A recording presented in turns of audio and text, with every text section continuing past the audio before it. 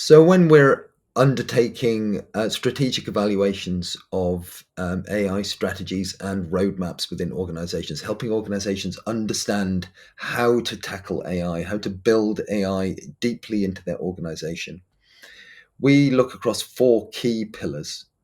They start with value first and foremost. What is the measurable ROI of an AI project?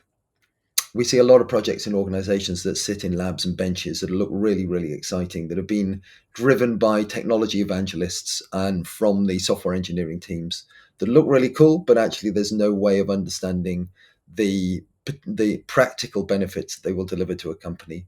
There are various measures of ROI that we'll go into later, but it is very important to understand what they are and how the ROI over an agreed period of time can beat the cost of capital that is involved in executing them, as any project should. The second of those pillars is feasibility. Now, that starts with a data audit and understanding what the data is capable of delivering. Data is, of course, the oil that drives so much of our business, and AI, first and foremost, is driven by data. We look across three key areas here. The first is accessibility. Is the data integrated? Is it in a data warehouse? Is it accessible to a centralized AI system, or does it exist in multiple physical locations? What is the data engineering scale required to get value from these data sources? The second is the harmonization of the data. How complete and consistent is it?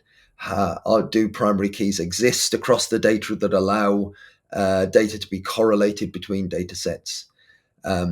Is it clean? How many gaps are there in it? And what work needs to be done to put it in a state where it can be used for training and driving AI models? And the third is actual value to AI. Many data sets look really promising, but when you drill into them, they don't deliver the value that you're hoping for. And vice versa, we sometimes find that data sources are being overlooked where real strong potential value from AI systems can be found. The third of the pillars is the human one, capability. AI maturity in an organization is a soft concept, but it's so important. When we're talking about driving AI into an organization, we're fundamentally talking about changing processes and ways of working.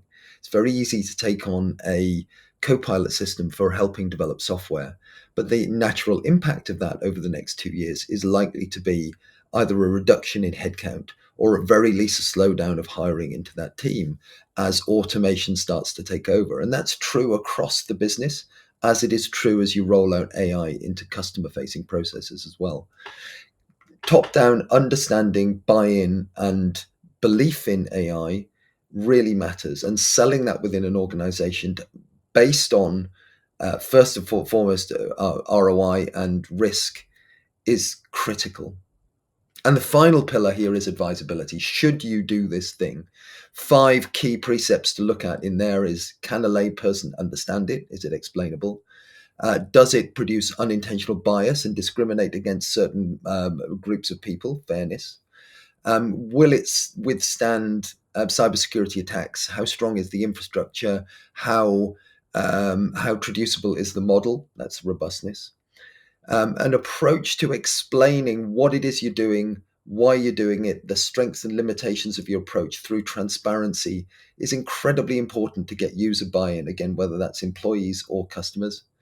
And finally, a very strong approach to data privacy and personal data privacy, particularly matters as it does in all other parts of our business, but even more so in AI, where inferences can be made across big data sets that might identify individuals and expose data about them that standard IT undertakings might not.